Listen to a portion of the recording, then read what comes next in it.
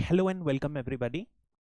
आज अपन daily scan में second topic जो बात कर रहे हैं वो प्रोजेक्ट चीता के बारे में बात कर रहे हैं। तो मोर देन अ ईयर हो चुका है चीता के इंट्रोडक्शन में, और इंडियन एक्सप्रेस में एक आर्टिकल था, report analysis of 1 year of cheetah introduction plan.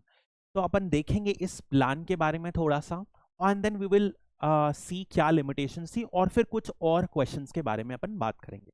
तो सबसे पहले यदि अपन बात करते हैं चीता प्रोजेक्ट में, तो सबसे पहले अभी तक 20 adult cheetahs have been introduce. सबसे पहले 2022 में ये प्लान स्टार्ट हुआ था, जब 8 चीता को नेमीबिया से इंट्रोड्यूस किया गया था 2022 में सितंबर में ही।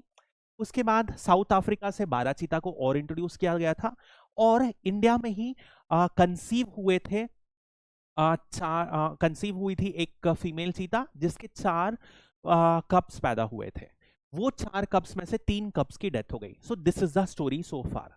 अब यदि अपन सबसे पहले बात करते हैं इस प्रोजेक्ट का गोल क्या था, तो सबसे पहला जो गोल था वो था कि एक वायबल पॉपुलेशन बनाना। यदि अपन बात करें वायबल, मतलब कि क्या होता है कि इतनी पॉपुलेशन हो कि वो प्रॉपरली रिप्रोड्यूस कर सके, उनकी जो जेनेटिक डाइवर्सिटी रहे वो भी सफिशिएंट रहे, ताकि एक ही इनब्रीडिंग की वजह से डिसीजेस ना कॉज हो, इसकी वजह से इनकी प्रॉब्लम ना हो। ये भी एक इशू है। और यदि अपन बात करें इसी से रिलेटेड, एक कॉन्सेप्ट है, वायबल होने के लिए मेटा पॉपुलेशन की बहुत ज्यादा जरूरी होती है। मेटा पॉपुलेशन जो वायबल होगी उसका मतलब क्या है, नॉर्मली यदि आप देखोगे तो ये छोटे छोटे पैचेस में इनको रखा जाता है।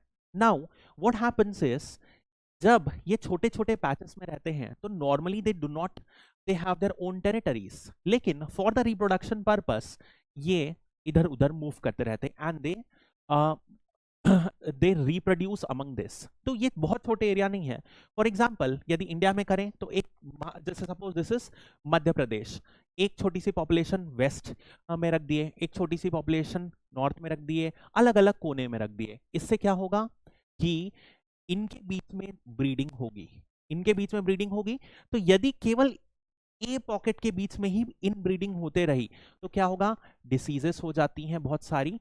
ठीक है, इस वजह से लॉन्ग टर्म सस्टेनेबिलिटी नहीं हो पाती है। तो करना क्या है, अपन को पॉपुलेशन को अलग अलग कोने में डिस्पर्स कर देना है। इससे क्या होता है, वायबिलिटी, जेनेटिक वायबिलिटी इंश्योर हो पाती है, number 1।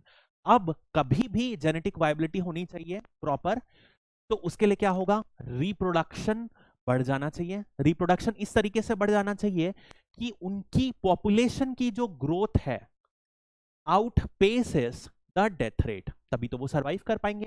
And not only that, in certain years, may be in a decade और 2, ये एक ऐसी कम्युनिटी बन जाए जो इस एरिया में वेल स्टैब्लिश्ड हो जाए। ये एम था। इससे क्या होगा, एक एफर्ट ये होगा कि हमें कंजर्वेशन एफर्ट ऑफ चीता में बहुत ग्लोबली हेल्प मिलेगी। So this one one major aim of cheetah introduction plan. लेकिन क्या हुआ, इस प्लान में बहुत सारी लिमिटेशंस आई। नंबर 1 लिमिटेशन जो है वो आप देखोगे, जब भी कोई सर्वाइवल का टेस्ट होता है तो उसे किया जाता है वाइल्ड में या जंगल में। जंगल में कोई स्पीसीज कैसे सरवाइव कर पा रही है, वो ही टेस्ट बताता है कि स्पीसीज कितनी ज्यादा रेजिलिएंट है। लेकिन यदि आप समझोगे तो जो स्पीसीज को इंट्रोड्यूस किया गया चीता को, उनको मेजरली कैप्टिविटी में रखा गया। और यदि इसे एनालिस्ट ने कन्वर्ट करके बताया कि 75 चीता मंथ्स होने चाहिए, जिसमें वाइल्ड में होने चाहिए थे, लेकिन उन्हें कितना इंट्रोड्यूस किया गया, केवल 16। आप देख रहे हो परसेंटेज कितना कम है। तो क्या ये इनका ultimate aim to be introduced in the wild पूरा हो पाया, नहीं हो पाया। अब चलो ठीक है, कोई बात नहीं, लेकिन कम से कम आप कैप्टिविटी में रख रहे हो तो सर्वाइवल रेट ज्यादा होनी चाहिए। बट ये भी प्रॉब्लम है, डिस्पाइट बीइंग इन कैप्टिविटी आप देखोगे बहुत सारे चीतास की डेथ हो गई। तो केवल 40% ऑफ द जो चीतास हैं वो बच पाए, 60% की डेथ हो गई। समझ रहे हो, 4 जो कब पैदा हुए उसमें से 3 की डेथ हो गई। तो कुछ ना कुछ तो भैया इश्यूज हैं। ठीक है, अब इसके बाद यदि आप देखोगे तो जो एक स्ट्रेच में चीता को आप बाहर कितने दिन रखते हो ओपन में, वो डिसाइड करता है कि वो अपनी टेरिटरी को ओन कर पाए। मतलब कैट्स आर नॉर्मली टेरिटोरियल, तो उनका खुद का एक एरिया होता है जहां पर वो रहते हैं, उस एरिया को हैबिटेट बोलते हैं या उनका निश बोलते हैं, ठीक है। तो यदि आप वाइल्ड एनिमल को वाइल्ड में रखोगे ही नहीं तो क्या उसकी टेरिटरी बन पाएगी? नहीं बन पाएगी। तो ultimate aim of having a viable population is not possible unless they have a viable territory, ठीक है। तो ये भी एक इशू हो गया। और इसकी वजह से आप देखोगे एक और मेजर एम अपन ने देखा, रिप्रोडक्शन इन द वाइल्ड है। क्या वो वाइल्ड में रिप्रोड्यूस किए? कैसे रिप्रोड्यूस करेंगे? अपन वाइल्ड में तो छोड़े ही नहीं। तो रिप्रोडक्शन जो हुआ वो कैप्टिव रिप्रोडक्शन हुआ। तो क्या कैप्टिव एनिमल्स और जो कब्स पैदा होंगे कभी भी वो पूरी तरीके से वाइल्ड में इजीली ढल पाएंगे? उनमें भी इश्यूज आएंगे। तो this aim has not yet been fructified, ये बोलने का एम है, ठीक है। और यदि अपन इस चीज को और समझें तो ऐसा नहीं है कि इसके सारे नेगेटिव्स हैं। जैसे कि बहुत सारे लोकल जॉब्स क्रिएट हो गए हैं, फंड्स एनुमरेट हुए हैं। पूनो पालपुर जो सेंचुरी है जिसमें इंट्रोड्यूस किया गया है, वो एक रैलिंग पॉइंट बन गई है जहां पर लोग टूरिज्म के लिए विजिट कर रहे हैं। जैसे कि टाइगर सफारीज होती हैं, इस वजह से क्या होता है, बहुत सारे टूरिस्ट अट्रैक्ट होते हैं। वैसे ही इस स्पीसीज में भी अट्रैक्शन बढ़ा है, देयरफॉर क्या हो रहा है, वहां की प्रॉपर्टी रेट्स बहुत ज्यादा बढ़ गई हैं, ठीक है। लेकिन इन सब के बाद भी अपन देखेंगे जो मेन एम था वो अभी तक पूरा नहीं हो पाया, and that is the most important thing. एक और पॉजिटिव बात ये हुई है कि चीता और ह्यूमन के बीच में कंफ्लिक्ट नहीं पाई गई है। In fact there have been incidents, जो एरिया है कोर एरिया जहां पर चीता को रहना चाहिए वहां से वो बाहर चले गए, फिर भी कोई कंफ्लिक्ट नहीं हुई है। आपको पता होगा वाइल्ड सेंचुरी में दो मेजर एरिया होते हैं, this is a core area and this is a buffer area. तो कोर एरिया में स्ट्रिक्ट प्रोटोकॉल्स फॉलो होते हैं, बफर में कम फॉलो होते हैं। अब यदि इसी में अपन देखें कुछ और इश्यूज के लिए, तो इंडिया ने बहुत सारे कॉम्प्रोमाइजेस किए। गोल क्या था कि अपन कंजर्वेशन एफर्ट्स को बढ़ाएंगे, ठीक है। तो कंजर्वेशन क्या केवल एक स्पीसीज का होता है? वो तो इंटायर ऑर्गेनिज्म का लाइफ का होता है, राइट। तो इंडिया ने नेमीबिया केस से जब चीता लिया तो नेमीबिया में बहुत सारे एलिफेंट हैं। एलिफेंट में क्या होता है? आइवोरी। आइवोरी ट्रेड एक बहुत ज्यादा ग्रोइंग है, बहुत ज्यादा डिमांड है, ऑर्नामेंटल चीजों के लिए, मेडिसिनल पर्पस के लिए डिमांड है। तो इंडिया ने साइट्स के में जब आइवोरी ट्रेड को बैन करने के लिए एक प्रपोजल हुआ तो इंडिया ने वोट नहीं किया। हालांकि इंडिया का कोई भी ऑफिशियल स्टेटमेंट नहीं आया इसमें, लेकिन एनालिस्ट बोलते हैं कि इस इंपोर्ट ऑफ चीता में एक हिडन कंडीशन नेमीबिया ने लगाई थी कि आपको इस वोट में वोट नहीं करना है यूएन रेजोल्यूशन में। तो दिस अंडरलाइंस क्या कंजर्वेशन ही एकमात्र एम है? ये नहीं है। हालांकि you can not write this directly in the answer for UPSC या कोई भी एग्जाम, क्योंकि this has not been an official statement, but you should be aware of it. Next यदि अपन बात करें, कैप्टिव ब्रीडिंग अटेम्प्ट किया। कैप्टिव ब्रीडिंग में भी क्या होता है, नॉर्मली जो कैट्स होते हैं उनके बीच में मेल्स और फीमेल्स के बीच फाइट हो जाती है कैप्टिव ब्रीडिंग में, कैट्स के केस में। खासकर जब इन ब्रीडिंग ज्यादा होती है, उनके प्रेफरेंसेस अलाइन नहीं होते हैं, तब ये होता है। ऐसे इश्यूज हुए हैं इंडिया में भी। तो जरूरी नहीं है कि this captive breeding can be a success in India. मतलब यदि अपन कैप्टिव ब्रीडिंग को एक फ्यूचर गोल बनाएं तो वो सक्सेस होगा कि नहीं इसकी कोई गारंटी नहीं है। दिस इज द आइडिया, ठीक है। अब कुछ जो चीतास थी उनकी डेथ हो गई, उसका रीजन क्या बताया गया? Maggot infection. जो मैगट होते हैं छोटे छोटे कीड़े होते हैं, डॉग्स में भी बहुत कॉमन है, पूरी स्किन को खा जाते हैं and then it start eating tissues. तो जो रेडियो कॉलर था, रेडियो कॉलर में वुंड हुआ, वुंड से मैगट लग गए, इतना हाई इन्फेक्शन हो गया कि उनकी डेथ हो गई। ऐसा इसलिए हुआ, ऐसा नहीं है कि रेडियो कॉलर से डेथ हुई, ऐसा इसलिए हुआ क्योंकि चीता कहां से लाए गए? साउथ अफ्रीका और नेमीबिया से। ये कहां है? Southern hemisphere. इंडिया में लाया गया जो कि है नदर्न हेमिस्फीयर। मतलब कि यहाँ की समर जब थी तो यहाँ क्या चल रहा था? विंटर। तो इस विंटर में क्या होना चाहिए? अच्छे कोट डेवलप होने चाहिए, बट वो उसी के अकॉर्डिंग अकस्टम्ड थे, तो यहाँ पर इनके जो फर थे डाउन हो गए। समर में क्या हुआ, इनके फर ग्रो आउट होने लग गए, और ये फर रेनी सीजन में भी रहे, तो रेनी सीजन में बारिश हुई, फंगल इन्फेक्शन हो गया, रेडियो कॉलर में जब वुंड हुआ मैगेट्स इन्फेक्शन हो गया। तो seasonal variation between the hemisphere was not taken into account, इसकी वजह से ये ट्रेजेडी हो गई। मतलब कि प्लानिंग स्टेज में भी इस प्लान में कुछ इश्यूज थे, ठीक है। उसके बाद यदि अपन बात करें carrying capacity of Kuno, for population to be viable एक सर्टेन नंबर ऑफ पॉपुलेशन होनी चाहिए, तभी वो रिप्रोड्यूस कर सकते हैं और तभी वायबल हो पाएगी फ्यूचर में। तो मैक्सिमम से मैक्सिमम यदि मोस्ट आइडियल कंडीशन अपन माने तो एक्सपर्ट्स बोलते हैं कूनो पालपुर के एरिया में 50 है, लेकिन this is not self sufficient, that is what the experts are trying to say, ठीक है। अब तो जो हमारा पहला मुद्दा था कि एक वायबल पॉपुलेशन बनाएंगे, वो तो प्रैक्टिकली पॉसिबल ही नहीं है, that is the idea. Therefore the चीता इंट्रोडक्शन प्लान इज बहुत सारी लिमिटेशंस हैं, बहुत सारे पॉलिसी इश्यूज आए हैं। अब क्या करना चाहिए, there is a need for course correction. तो दो सबसे major course correction expert suggest करते हैं। नंबर 1, देखो सबसे पहले आप बात करें अपन ने कूनो पालपुर की, तो सबसे पहले होता है हैबिटेट। कभी भी इंट्रोड्यूस करो एक हैबिटेट को सब्सटैंशियली आइडेंटिफाई करो।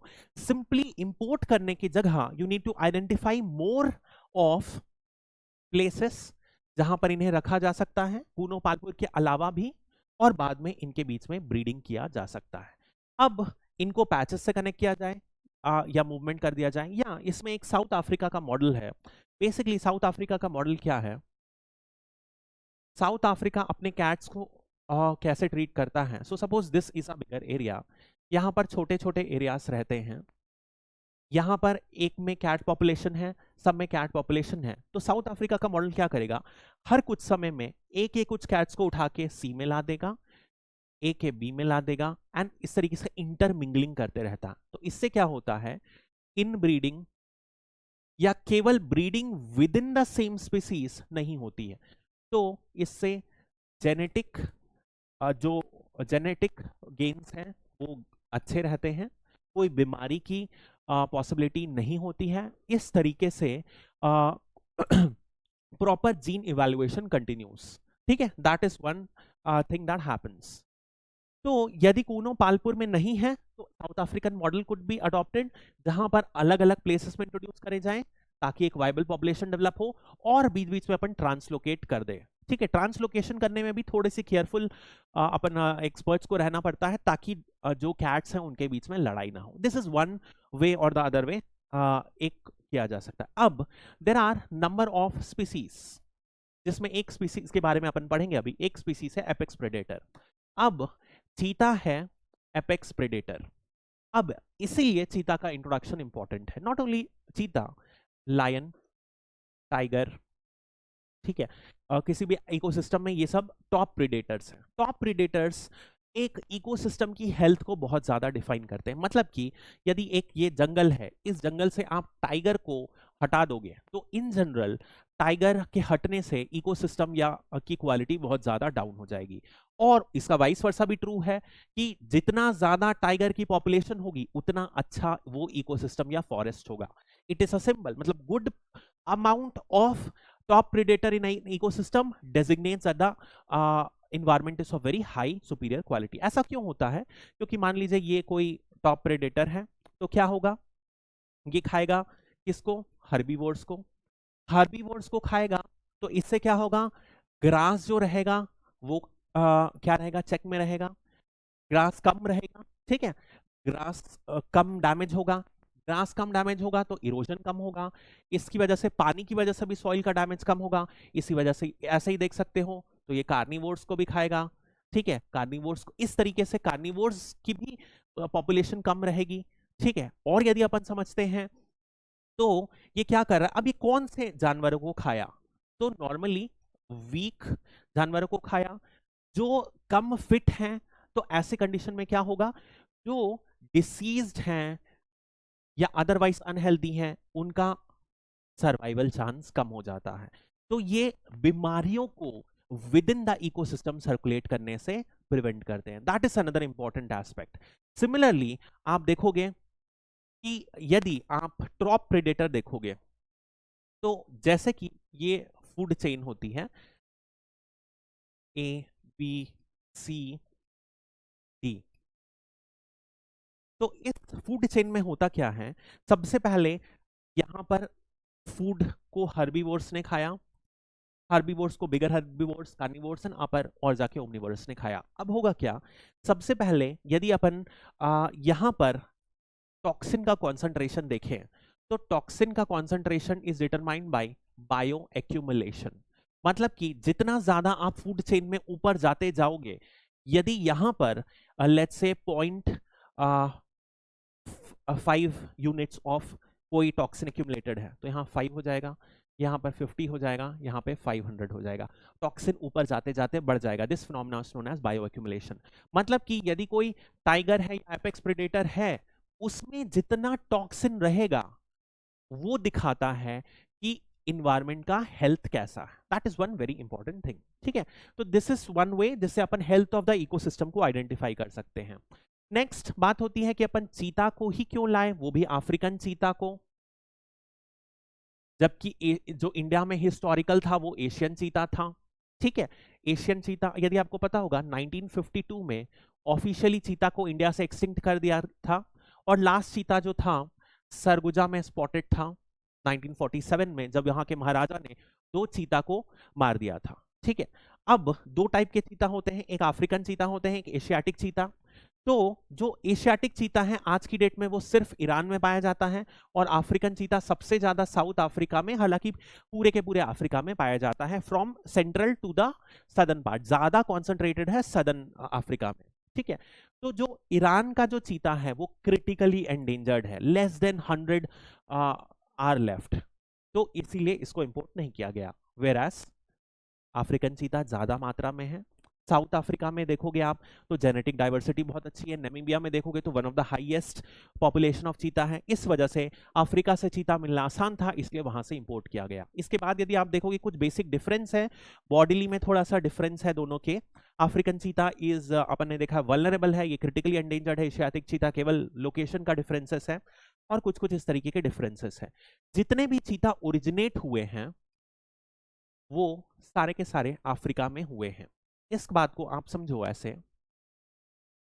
This is Africa, right. यहां पर यदि आप देखोगे तो दिस इज ट्रॉपिकल, मतलब ये सब यहां पर ये इक्वेटर आया, यहां पर फॉरेस्ट है, यहां पर बहुत सारे प्लेन एरियाज हैं, ठीक है। ट्रॉपिकल ग्रासलैंड्स मिलेगी आपको, यहाँ पे टेम्परेट ग्रासलैंड वेल्ड मिलेगी। इसकी वजह से होगा क्या, यहाँ सवाना है, इधर भी सवाना है थोड़ा सा, तो ग्रासलैंड ज्यादा होगी, तो इस वजह से क्या होगा, यहां पर आप देखोगे कैट, बिग कैट की स्पीसीज जो है वो ज्यादा होगी, क्योंकि कैट जंगल में नहीं रहती, जंगल में बड़े प्रेडेटर्स नहीं रहते, वो रहते हैं जहां पर वो मूव कर सके, रन कर सके। तो जितनी भी चीता की पॉपुलेशन है वो इसी एरिया में, सवाना एरिया से ही ओरिजिनेट हुई, एंड देन इट टुक मतलब वो ग्रेजुअली अलग अलग एरिया में स्प्रेड हो गई यहीं से, और इवोल्यूशन होते गया। तो इवन जो एशियाटिक चीता है उनका भी ओरिजिन यहीं पर है, और यहां से फिर वो अफ्रीकन सवाना से ग्रेजुअली डिस्पर्स होके बात करी। अब इसी में एक प्रीलिम से रिलेटेड कुछ क्वेश्चंस आते हैं, तो अपन कुछ टाइप ऑफ स्पीसीज कर लेते हैं, then we will go into the next topic. जैसे कुछ एक टॉपिक होता है इंडिकेटर स्पीसीज। इंडिकेटर स्पीसीज क्या बता रहा है, मतलब कि सर्टेन चीज को इंडिकेट करता है, जैसे फॉर एग्जांपल पोल्यूशन को इंडिकेट करती कुछ स्पीसीज, या कुछ स्पीसीज दिखा सकता है उनका प्रेजेंस दिखा रहा है, वहां पर सल्फर दिखा सकता है। इस तरीके को किसी के प्रेजेंस या एब्सेंस को इंडिकेट करने वाली स्पीसीज को इंडिकेटर स्पीसीज बोला जाता है। फॉर एग्जांपल जैसे कि लिचन्स होता है, ये एयर पोल्यूशन को दिखा देती है, नॉर्मली सल्फर जहां ज्यादा होता है एसिड में ट्रांसलेट होता है, और lichen will indicate that. Similarly oyster जो होती है वाटर पोल्यूशन में दिखा देता है।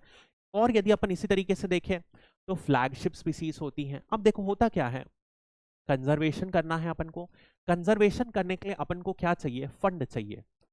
तो ये स्ट्रैटेजी ऑफ द गवर्नमेंट है कि कुछ स्पीसीज को अपन सेलेक्ट कर लेंगे जिससे लोगों का attraction towards that species increases. इसकी जैसे फॉर एग्जांपल टाइगर सफारी होती है, इंडिया में टाइगर को कितना ज्यादा बढ़ावा मिलता है, एलिफेंट को प्रमोट किया जाता है।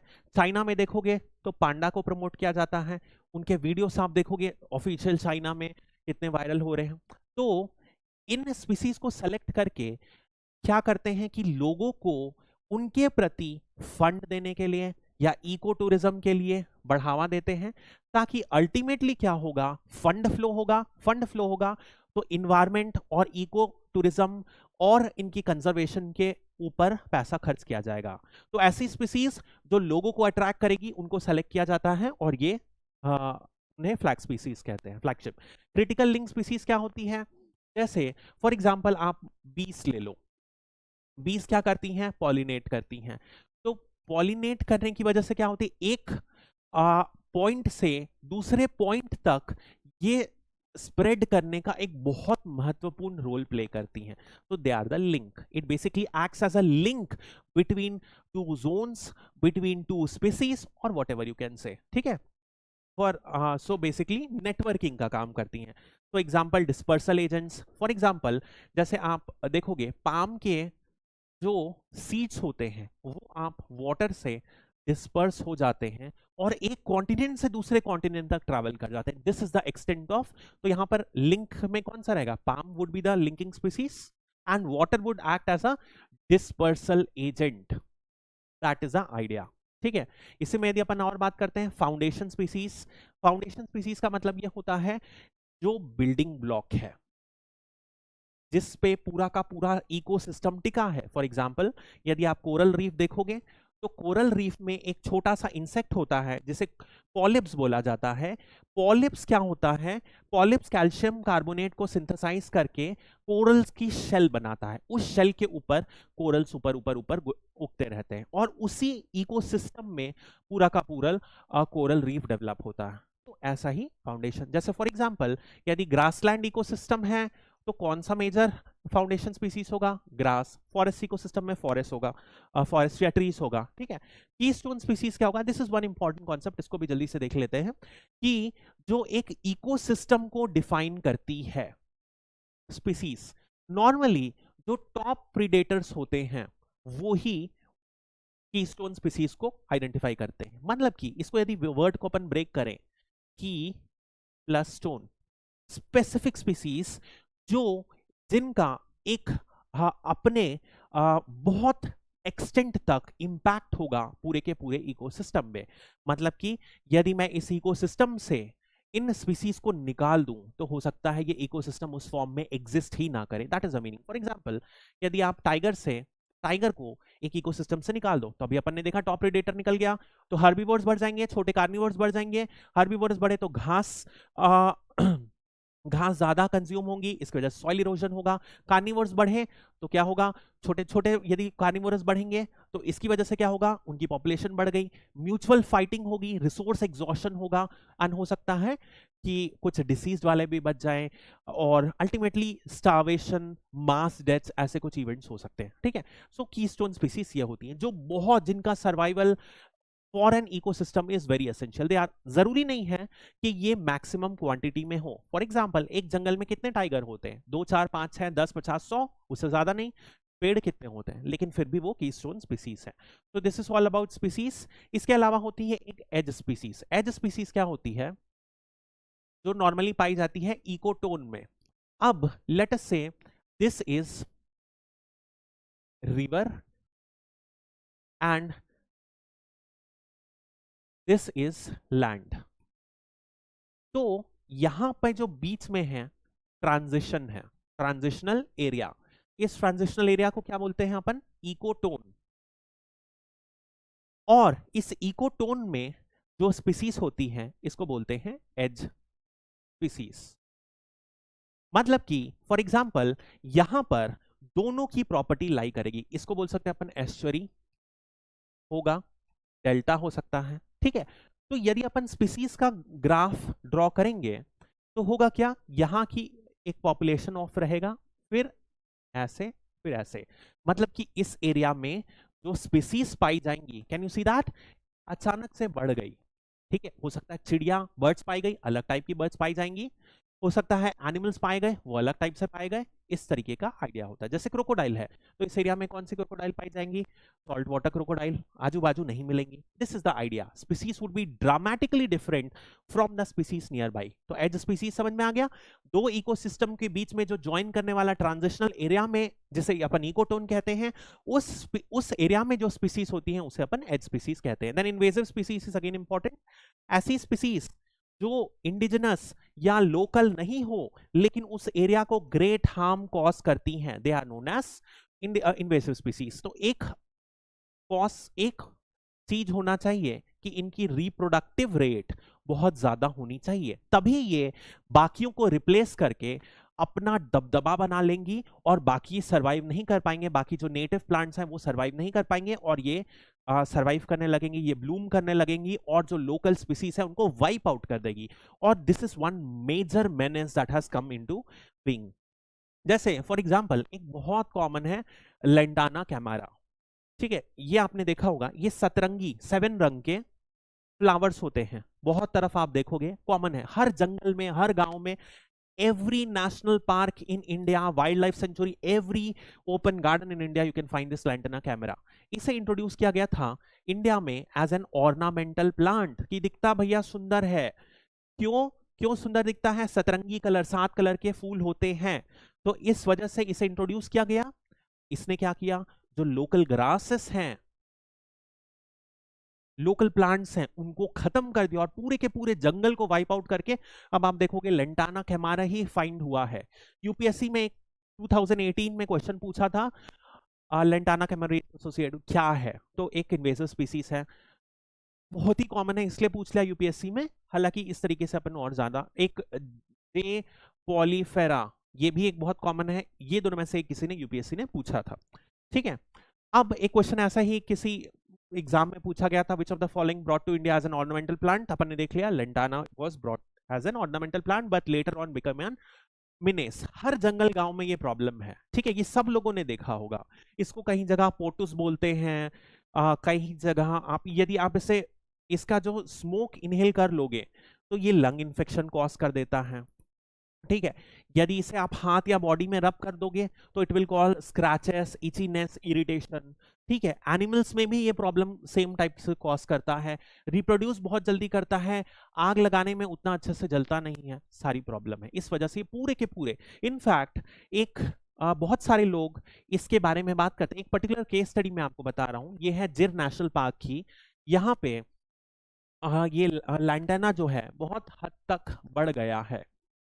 तो यहाँ पर एक ट्राइबल कम्युनिटी रहती है मालधारी, उन्होंने एक स्पेशल इनिशिएटिव लिया जिसमें इन्होंने सेलेक्टिवली लैंटाना को एलिमिनेट किया है। This is a case study, कैसे एलिमिनेट किया है उसके ऊपर पूरा एक सेलेक्टिव अप्रोच किया है कि इंडिजिनस प्लांट को प्रमोट कर रहे हैं, लैंटाना के सीडलिंग्स को ही नहीं आने दे रहे हैं, रेगुलर वी डिसाइड कर रहे हैं, एक कॉम्प्रिहेंसिव अप्रोच पाके लैंटाना को बहुत हद तक एलिमिनेट किया है। हालांकि पूरी तरीके से सक्सेसफुल नहीं है, but this is a very important and narrated case studies you can look into, ठीक है। that is all for now and for today we are having just 2 topics. I hope you liked it. Thank you and have a nice day. We'll meet tomorrow.